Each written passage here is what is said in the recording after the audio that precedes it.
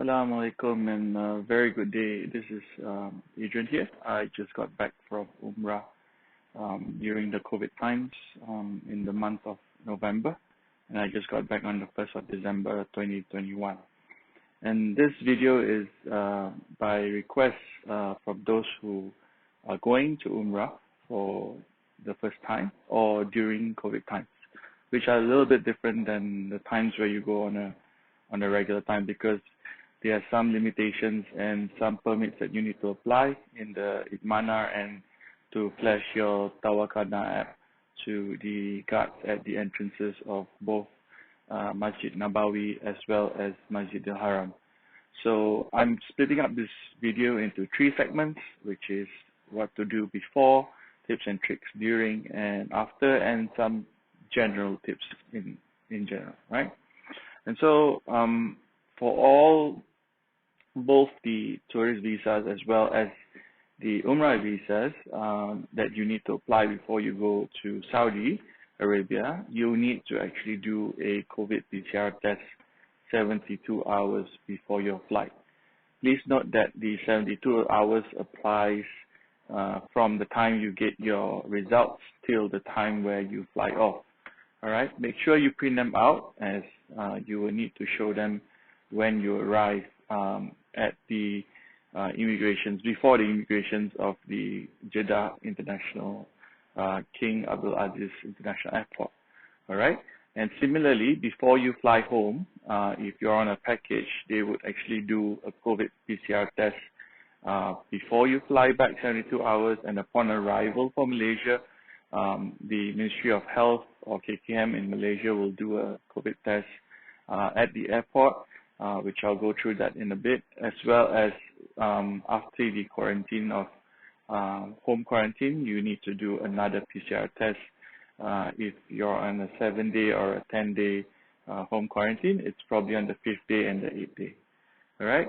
So tests in Malaysia will range between, starts at 155 ringgit, and tests at the airport for an instant can start from 450 ringgit, and instant test in Saudi King Abdulaziz Airport starts at Saudi Riyal 500. So basically what's going to happen is that you need to check your immigration status, whether you have any outstandings with the IRB or the LHDN. I'll put the link down below, which is the immigration website where you can key in your ID in terms of the identity card, and then you can actually check whether you're okay to fly, because the last thing you want is when you reach the airport immigration, they don't allow you to go across that, and your whole trip is disastrous from then on. Having said that, you can also apply for a tourist visa, which is an e-visa rather than having an Umrah visa, and you can still do your Umrah. The only limitation for the tourist visa is that you're limited to 90 days multiple entry. It starts from Saudi Riyal 300 as well as an insurance of 140, whereas the Umrah and Hajj ministry apparently has a higher or more expensive Umrah visa, and this can only be done by travel agents. So the other tip that I would like to suggest is to actually do walks from anywhere between 1 hour to 2 hours a day, just to get used to walking. And this walking is done with sleepers most of the time. I realized that the shoes that I brought, I didn't really wear them except for the airplane trip, as well as when I did my tawaf during the sunat tawaf. You cannot do your Umrah tawaf with your shoes nor slippers. You have to be barefoot on the hard marble cold floors, and so the shoes were only good during my sunat, which was on the first floor. So my recommendation is to do exercise between 1 to 2 hours a day if you can, or a minimum of half an hour a day, because you're going to be walking most of your time when you're in Medina Mecca. So before you go also, make sure you have your physical copies of your passport, your vaccination. So if you're using MySejahtera, you can export your vaccination to PDF and have it printed out, your visas, as well as your results from PCR tests from a reputable clinic as well as hospital where you have a printout. So make sure you have all this printed out, and then your prayer books and your supplication du'as, as well as for your tawaf and sa'i to be handwritten. I would suggest something no bigger than a notepad. What I did was I wrote my stuff on a envelope. That's all I had for when I had no paper. So something about this size would be just nice. It's nice because some people actually laminate them as well, so that when you're doing your tawaf for 7 rounds, you know exactly what to do. And so when you're in or on the way to Medina, there are a few options of actually traveling from the Jeddah airport, which is the King Abdulaziz International Airport, to your hotels. It would take about 5 hours on a GMC, which is a General Motors pickup truck. That's what they call pickup trucks or transportation. Or you can take a taxi, or you can actually take a train. The train will probably set you back about Saudi Riyals, 170 to 230, depending whether it's an economy or business class. And then you need to do your transfers from the train station to the bus to your hotels, right? So then it's either a taxi, Uber, or Current, which is a ride-hailing, right? And so point to note is that you can only use 2 of your apps, which is the Tawakkalna and the Eatmarna app. And so the Tawakkalna app looks something like this. As you can see, the gray area is where the QR code states that you are vaccinated. Unfortunately, I can't refresh it because I don't have a Saudi SIM on me right now, and there's no way of screenshotting this. And so this app is very crucial getting into most of the masjids, especially in Medina, where they're very strict on this. And then the other app, which is equally important, is the Eatmarna app. And so as you can see, the Eatmarna app allows you to book your Umrah, praying in the Grand Mosque, to tawaf on the first floor, praying in Rawdah, as well as to ziarah the Prophet's Makam, right? And so I will go through this in a bit. And so now basically when you're in Medina, the Tawakkalna app is something like my Sajatra, where you just flash, you don't have to scan any QR code, you just flash it at the guard, and the guards will eyeball it. So they know, because each app has different colored QR codes, and for active permits that you have, the QR codes are different, and so that's how they identify whether you're ziarah or you're visiting Rawdah. Please note that you can only do your Umrah and apply for a new permit after your first one is done. You can only apply for Rawdah once, and so I was lucky because I managed to join the package Muassasa, and so they had one time to do the Rawdah prayers, and then the other time I applied from the app itself. For ziarah, in terms of Makam Nabi Muhammad, peace be on him, and for his companions like Abu Bakr and Omar, which is 3 in a row, those can be done as many times as possible, and it's just free flowing. You can't really stop to make your salams. But having said that, because the Makam Nabi is just beside Rawdah, so for the men, after you pray your Rawdah, it's just exit left, and then you will meet the Makam Nabi on your left hand side. So it's a 2-in-1 if you get Rawdah, and then you can do your visits to Nabi as many times as you want, as long as you finish, and then you apply again. And so when you apply for, let's say, the visits, the Prophet visit, you will be given a screen where you can choose the main user, and then you'll be able to choose the time of the day as well as slots, right? And so as you can see, I'm not sure whether it's very clear or not, you can choose the days. And so It comes in gray, green, yellow, and red, where red is heavy crowd, but not to worry. Heavy crowd, you can still apply. And so what happens is after you click on the date, you'll be given the time slots. And so when you click on the time slots and you click on the assembly point, you can choose any assembly point, it doesn't really matter. And then you get to read like a note on what you need to do in terms of instructions and assembly point instructions. And then once you're done with it, you click on continue, and then the app will issue you. So because I don't have a Saudi SIM with me, so it's thrown me an error.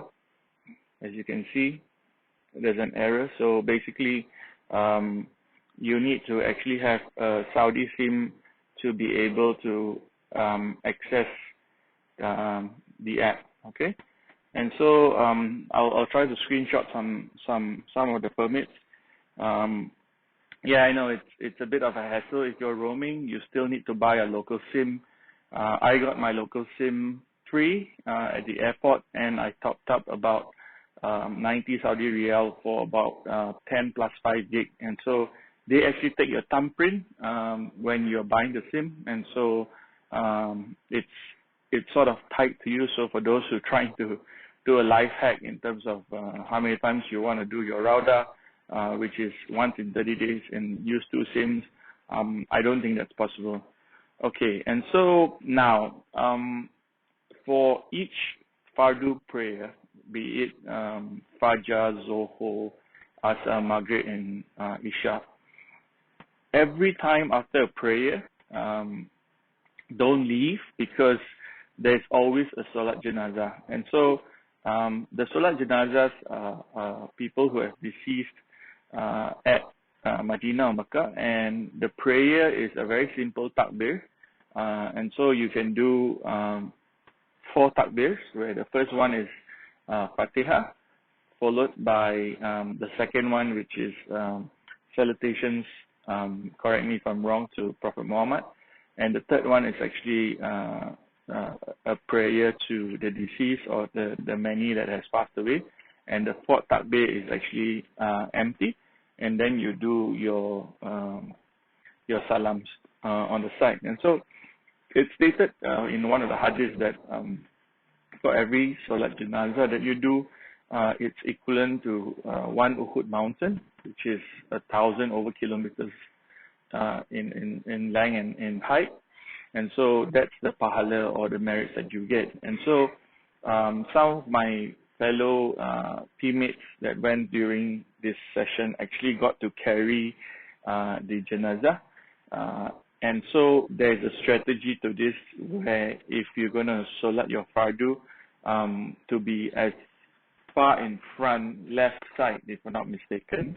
So the Rawdah is actually blocked off by a white. So this is where Rawdah is, just in front of this wall under the umbrellas. And so when you're done with the Salat Fardu, there will be a short, less than 5 minutes before the Salat Janazah. And so you need to exit at where the Janazah exits, and then you get to carry. And so for every Salat Janazah you do, you get the merits of 1 Uhud mountain, and for each time you carry the Janazah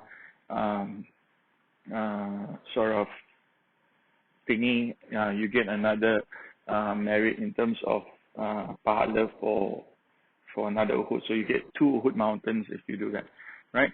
And so you need to actually do a recce in terms of where the Baqi cemetery is, and that's where they go. And so you need to identify the exit, where is the closest to the Baqi cemetery. It's on one side of the behind Rawdah and the Mimbar, and it's on one side of, so the door that is heading to the cemetery is also the door where you should sit to Salat Fardu, so that you can carry the Janazah. And so Zamzam water is everywhere, except for the outside of the Medina Mosque. And so when the outside is basically water fountains which are not Zamzam water.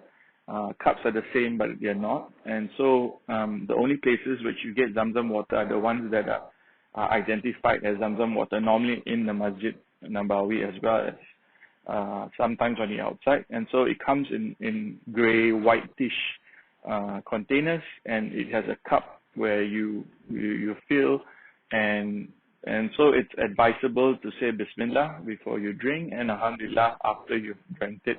Some of the fellow Jamaat that I was with advised me to actually stand up and face the Kaaba before drinking it, to say a dua and supplication before drinking it, and having drink it 3 times in 3 different gulps, right?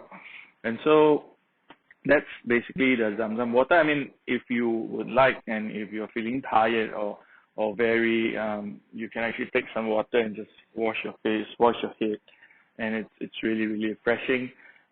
We used to take bottles so that we can go back to the room and drink, which is not advisable. I think because it's not allowed this time. We took about like 4 cups to fill a 500 milliliter bottle. It's impossible to put the bottle underneath to fill directly, so you need to pour it there. And so the more Zamzam water you drink, the more toilet you go, the more wudu you have to go, and the toilets are normally outside, so there's a lot of walking involved, right? As far as shoes and slippers are concerned, I would advise you to bring a slipper bag. There are plastic bags that are issued at Masjid Haram when you go for your Umrah, as well as when you go in Rawdah.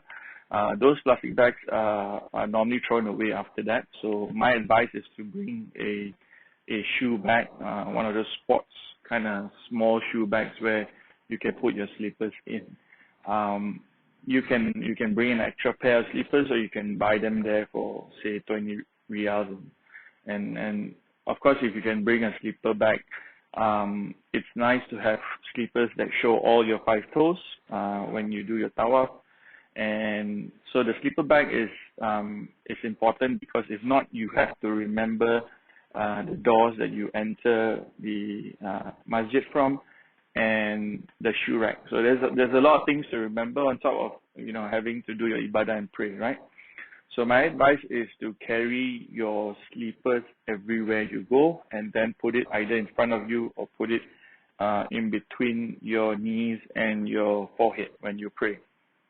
Right, and so most of the toilets in Medina and Mecca are outside. It's quite a walk outside sometimes, and because of COVID, most of the toilets are actually closed. So you need to be aware of where your toilets are, just in case you need to do a number 1 or number 2, and you need to take wudu. Wudu is very easy to take. It's just that the toilets are sometimes a bit tricky. I myself couldn't find the toilets in Masjid Nabawi, Prophet's Mosque, and I only could find the wudu areas. So having said that, if you're going to do Friday prayers, Salat Jumat in Medina, it's advisable to go 2 hours before Salat Jumat to get a place inside, right? Inside the mosque. And so 2 hours, if Zohor is at 12, so it's basically 10 a.m. You need to basically make your way there.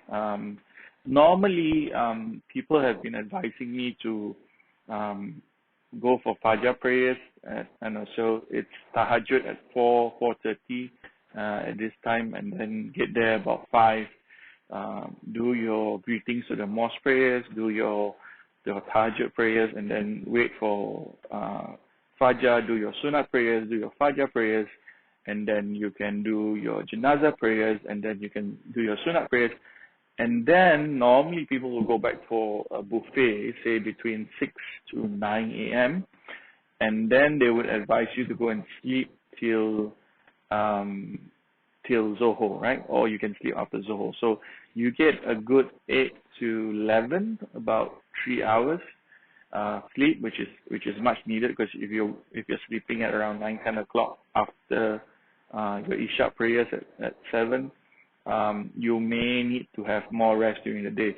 And so here comes the life hack, where the tip here is to basically go against the grain of what everybody else is doing. So I managed to go in with a booking for the visit ziarah of Makam Nabi, managed to go into Rawdah at around 8 o'clock, because after 6:30, that's when everybody heads for breakfast.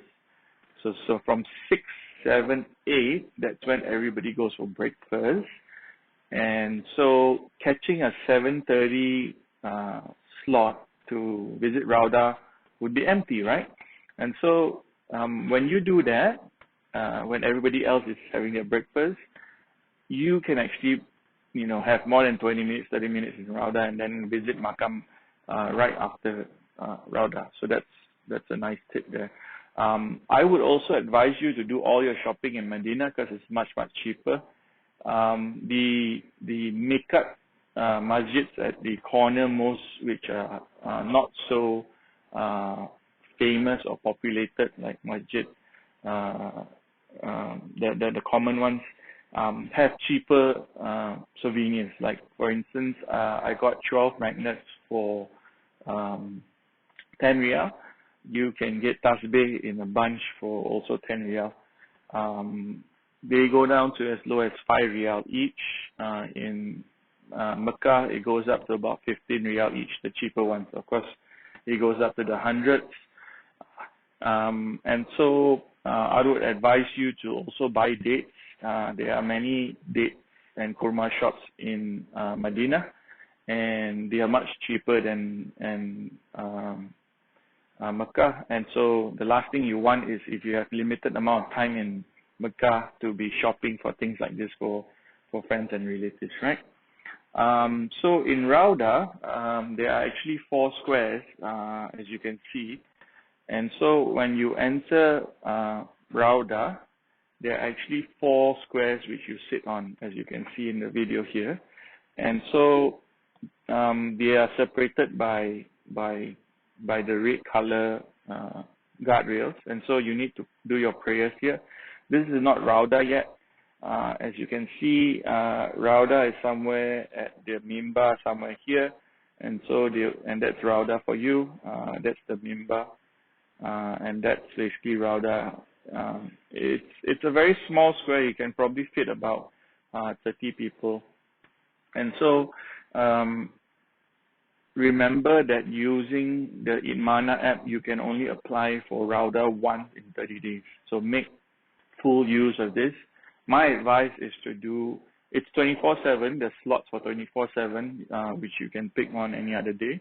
But my advice is do the first thing that you get there, if you're doing it on DIY and not on a tour and muassasa. So basically, do it just after subuh. So your subuh prayer is around 6:30. I know you're a bit hungry, might be a bit hungry. Drink more zamzam and dates, and then try to accomplish Rawdah as soon as you can. Make sure you write all your du'as down and make full use of your 20 minutes in terms of who do you want to dua and what you want to dua for, right? And so remember, after Rawdah, you normally exit left side, and then you turn left, and that's where you have your Makam Nabi, where you can do your salams, as well as people that have actually sent their salams through you. And so you can do salams in terms of all my family members or all my friends send you salam, Prophet Muhammad, peace be upon you, So you don't have to mention names as the names, but it would be nice if you can remember. But if you don't, it's okay to do a group dua, right? Or salam, right? And so in both Eatmarna and Tawakkalna, you can do ziarah to Makam Nabi unlimited times. So unlimited times here mean that as soon as you finish your permit, you'll be given notification 3 hours before, and then after that you'll be given the ability to actually do your visit to the Makam again. And so a typical permit normally has different colors, right? And so that's how they identify whether your permit is valid or not. So don't try to trick them. So this is a sample of a permit for Masjid Haram. You can see that the QR code is actually green, and so that's how the guards actually identify whether it's a valid one or not. This one is access to Masjid Haram, but it's a bit orangey, so I don't know the color coding. But like I said, just try not to screenshot and just try to apply for, all your passes as soon as you can. And so sometimes you may get, your maximum active permits. And so this is basically praying in the Grand Mosque. I'm just going through some of my screenshots that I've done before I go on to Mecca, right? And so for the app, you need to be really careful by reading the instructions on how to go into the Holy Mosque, as well as instructions in terms of the assembly points. It's not too particular in terms of the assembly points because most of the assembly points are there. And you also need to take into account the prayer time, so that if you want to stay, so this is Rawdah, and it says here the date of the new permit must be 30 days after your previous permit, right? And so make full use of your Rawdah in that sense. You can't book twice. If you miss your first permit, that's it, right? Okay. And so after we're done with Medina, we proceed to Mecca, and that's how our schedule was. And so I was on a tourist visa. I was disallowed to go on the bus with the Umrah package. But between Medina and Mecca, you can actually take a train. It's somewhat like a bullet train, and it's somewhere between Saudi Riyal 200 to 300, depending whether it's economy or business class. And so you take the train, which is about 2 to 3 hours long. Of course, you need to be there an hour before, versus a bus, which will take about 8 to 9 hours, which is equally tiring. But because you're in a group, it makes it more fun. You can also take a hired car or a GMC or a taxi, which would probably set you back about 400 or 500, right? Saudi Riyal. And so the train is obviously faster, but there are certain times of the days that the train is active from Medina to Mecca, and then from Mecca you need to actually take a public transport to your hotel. So again, 200-300 Saudi Riyals plus the transfers, and so you work out the cost in terms of benefits. Some of us took the bus, some of us took the train, and so it's a different experience altogether, because by bus you stop and eat, and you stop at a masjid that is halal before going into the Haram, and so you can do your prayer in terms of your ihram prayers, your niyat or your intention before you do your umrah, right? And so there is particular niyat that you need to read, and during the journey between after your niyat to the niyat is basically, oh Allah, here I am performing umrah. And then after that, when you are in your niyat, there are a few do's and don'ts. I think there's a formula to it in terms of 1, 2, 7, 3. No, not for the numbers, but 1, 2, 7, 3 in terms of 1 for women, where you can't close your face; 2 for men, where you can't use sewn and you can't close your head; 7 where it's for men and women in terms of no perfume, no cutting your nails, no cutting your hair, no killing animals that are wild, and no cutting down trees. And then 3 is for marriage, kisi-kisi, as well as doing a contract, right? So, of course, the joke here is that you can ask your spouse to get married again, because when you're in Umrah, when you have niyat umrah, all your contracts that you do, all your akad that you do is invalid, right? And so if you're on a bus versus a train, you can actually do your talbiyah between your niyat umrah till you see the Kaaba, right? So it says, here I am, O Allah, here I am, you have no partner, here I am, surely all praise, grace, and domination are yours, and you have no partner, right? So there's an equivalent in Arabic for this, as well as the niyat that you do, right? And so when you get to do your umrah, you need to apply, if you're not in a group, to do your umrah in the Eatmarna app, right? And so in the Eatmarna app, you can apply for umrah. And so when you apply for umrah, you actually select similarly the days. It's gray for not available, less crowded in green, moderate crowd, and heavy crowd. But don't worry, if you have heavy crowd, you can still book your umrah. So you need to time it properly. So if you're by bus, you class 9 hours, rest for 2 hours, and then do your umrah. If you're by train, similarly, rest 2 hours and then start doing your umrah. Because the umrah will take, the tawaf will take somewhere between 20 minutes to 30 minutes for about 1.3 kilometers.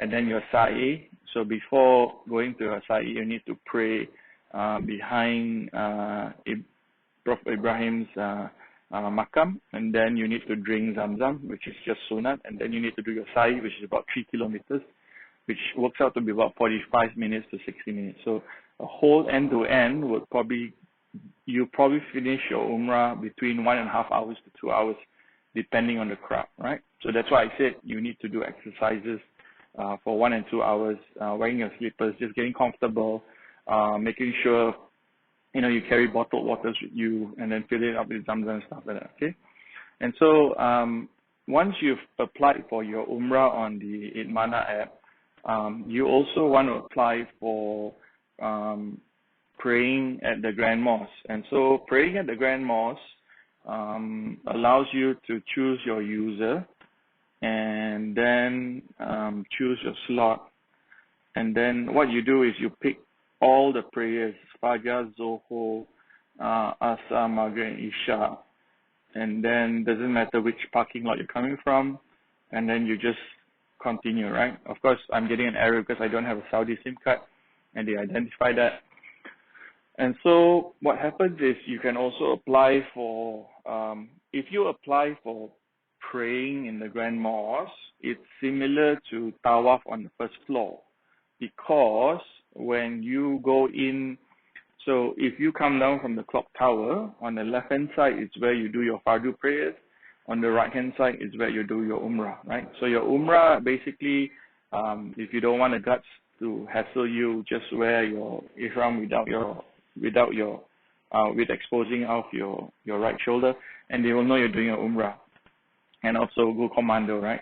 And so if you go for your fardu prayers, it's on the left side when you come up from the mosque, from the clock tower, it's on the left-hand side, and that's when you do your fardu prayers, and that's when you show your permits for all the fardu prayers. And so when you go into the left-hand side, you actually access the tawaf area on the first or second floor, depending on which exit you go in.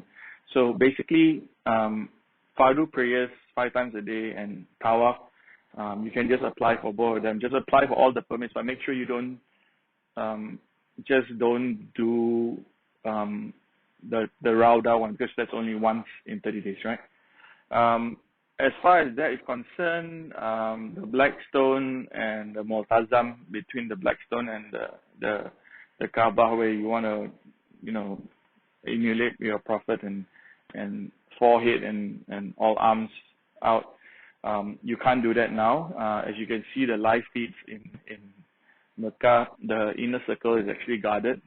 The Blackstone and the Yemeni corner is all protected by guards. You cannot touch the Blackstone, even if you're circulating the Kaaba. Only the wheelchairs and those elderlies are allowed inside, and then you have another barrier on the outside, right? And so when of course my advice is whenever you see a wheelchair coming, just pause for a while, be a good Samaritan, let the wheelchair pass, because it's very hard for them to pass.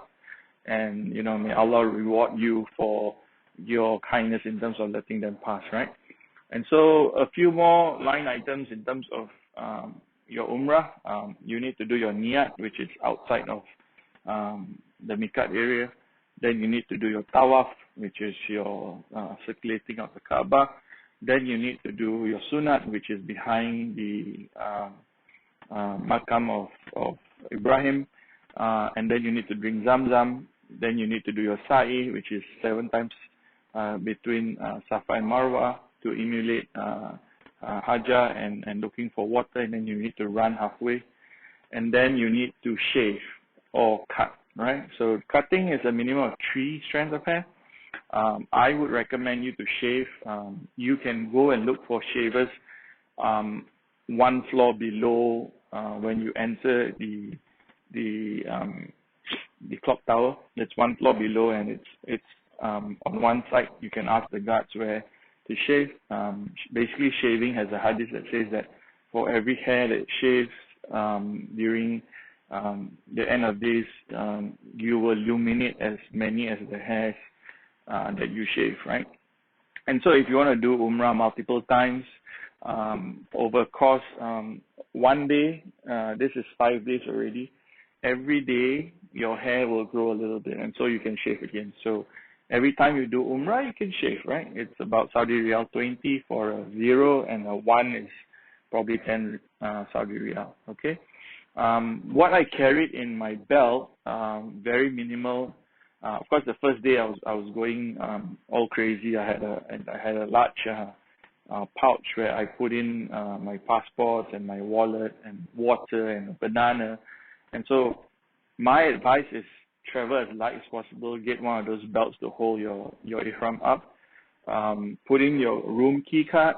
Put in loose change like 5 riyals, 10 riyals, 50 riyals if you want to donate to the poor or the water or the cleaners in Masjid Haram, because they don't have very much of a salary, somewhere between 1,000 and 1,500, I heard. And then if you have a bigger pouch, carry your Dua books, your supplication books, as well as your passport and your ID, right? So these are the things that you carry in your belt. Go as minimal as possible, and you need your phone. If you can put your phone in the because of your Tawakkalna app as well as your Mina bookings. If you can put your phone in your Batman belt, then that's the best. Okay. Again, Tawaf is somewhere between 20 to 30 minutes. It's 1.3 kilometers. I went a little bit crazy. I did a Strava as well as so when I did my Tawaf, what I did was I used my watch, and I basically tracked myself around the Kaaba. And so in terms of activities, it's a nice round that you see. And then it basically tells you how many kilometers. That's why I know it's about 20 to 30 minutes. And then you do your Sa'i, which is 3 kilometers for about 45 to 60 minutes, depending on the crowd. Okay. So the best time to do your sunat tawaf is in a hadith. In a hadith is after subuh and after asar. And so there is a reason why I realized if you do it on a second floor, which we did, took us about, I think, 3 kilometers. No, is that right? I need to check it out. Yeah. So if you tawaf on the second floor, which is here, this would take you about 5 to 6 kilometers, about an hour and 15 minutes slow walk, right? And so if you want to do your tawaf, you can actually apply for your umrah and do your tawaf on the ground floor. But if you can't, you need to do it on the first or second floor, and that would set you back about 5 to 6 hours, 5 to 6 kilometers for about 1 hour 15 minutes, and that's why you need to exercise 1 to 2 hours, right? And so the best time to do it is after subuh and after asar. It's in a hadith, and you get pahala for that in terms of merits. And so the reason being is because I realized that when you're doing it after asar, the sun actually goes down and it gets blocked by the floors, and it gets really cooling at that times, right? And so those are the 2 times. Of course, if you're doing it on the second floor, you can actually wear your shoes, make sure that there's no najis, and just wash off your soles, and you're good, right?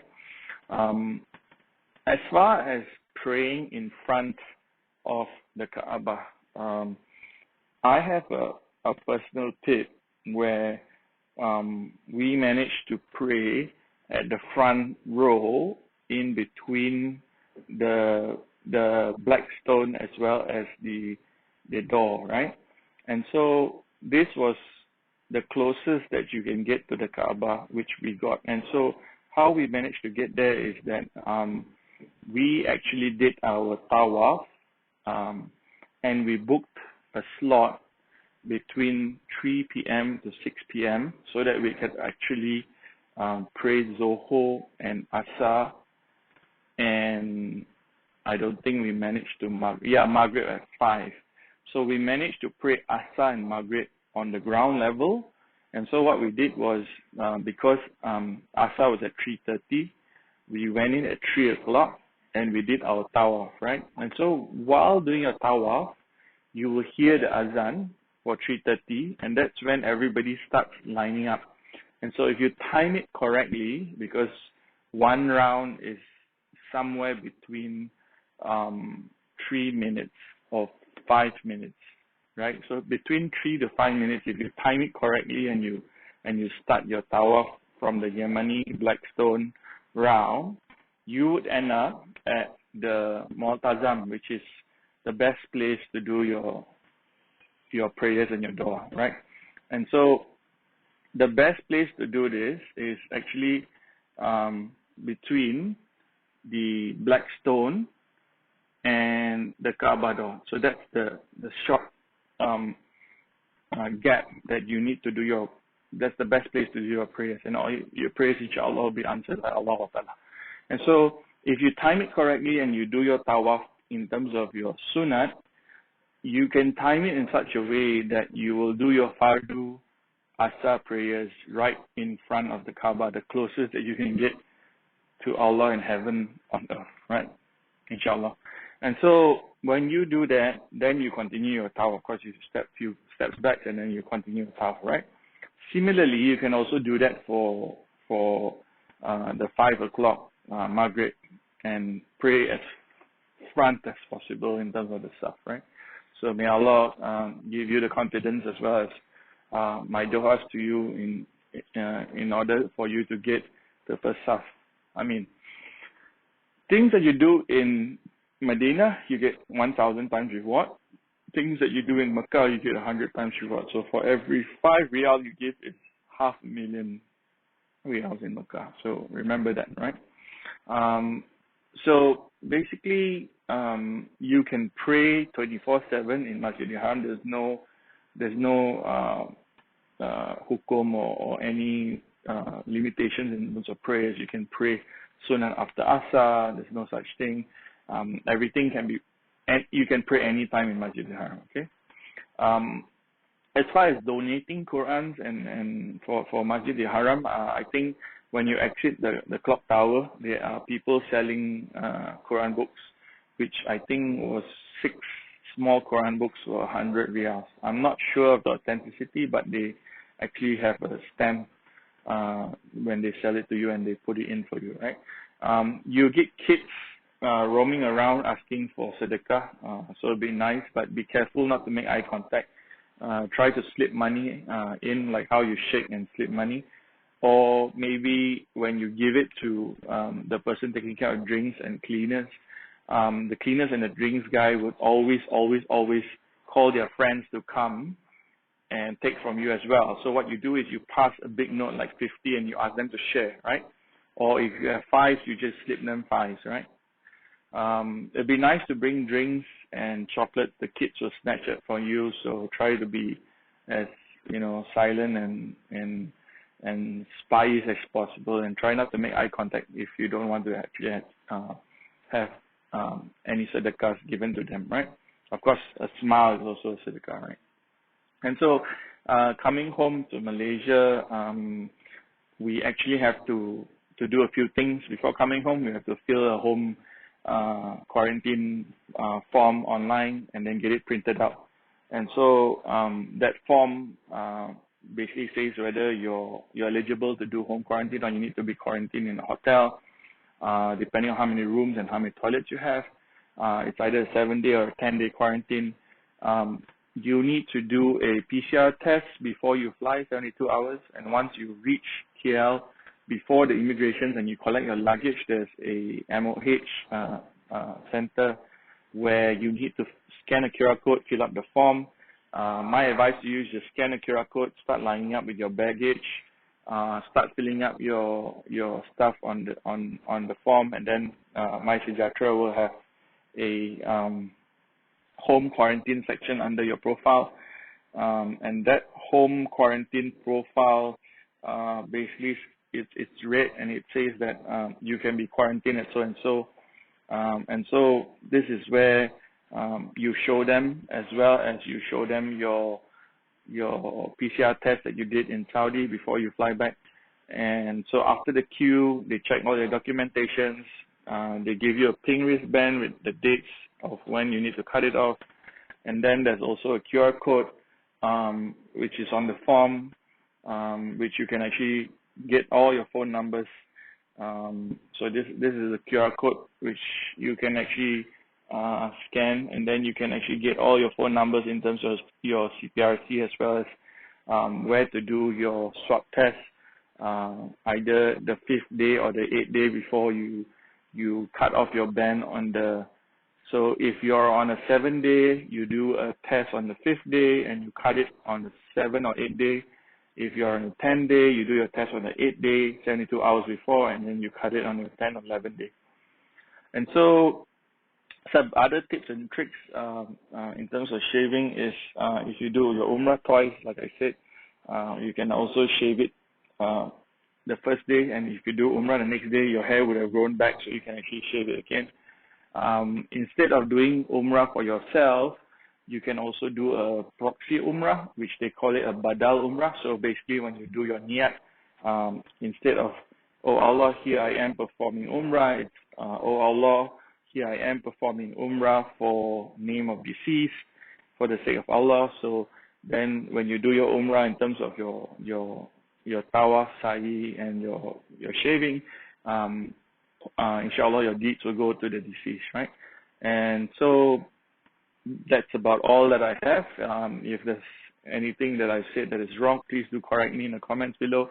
And if you have more tips and tricks, please feel free to comment down below. And if you have benefited from this, just say Ameen and like and subscribe to the channel. Peace. May you have a good Umrah, inshallah.